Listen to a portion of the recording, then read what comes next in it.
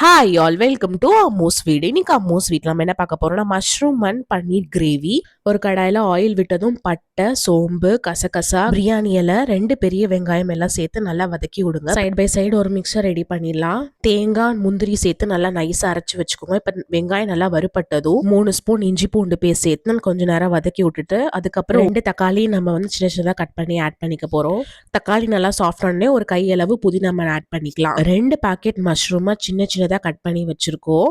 இது வந்து நம்ம 6 பேர் சாப்பிட்ற அளவு கரெக்டா இருக்கும். தேவையான அளவு உப்பு சேர்த்துட்டு கொத்தமல்லி பொடி அண்ட் மிளகா பொடி சேர்த்து அரைச்சு வச்சிருக்கோம். அது வந்து 3 ஸ்பூன் சேர்த்துக்கலாம். கொஞ்சமா மஞ்சள் தூள் சேர்த்து 1 டம்ளர் தண்ணி ஊற்றி நல்லா கொதிக்க விடுங்க. மசாலாலாம் நல்லா வெந்த அப்புறம் தேங்காய், முந்திரி நல்லா நைஸா அரைச்சு வச்சதை நம்ம சேர்த்துக்கலாம். இப்போ ஒரு 2 நிமிஷம் கொதிக்க விட்டு பன்னீர் நம்ம ஆட் பண்ணிக்கலாம். பன்னீர் ஆட் பண்ணது 2 மினிட்ஸ் மட்டும் கொதிக்க விட்டு கொத்தமல்லி தூவி இறக்குனீங்கன்னா mushroom and paneer gravy ready. இது எங்க அம்மாவோட ரெசிபி. கண்டிப்பா வீட்டில் ட்ரை பண்ணி பார்த்துட்டு கமெண்ட் பண்ணுங்க.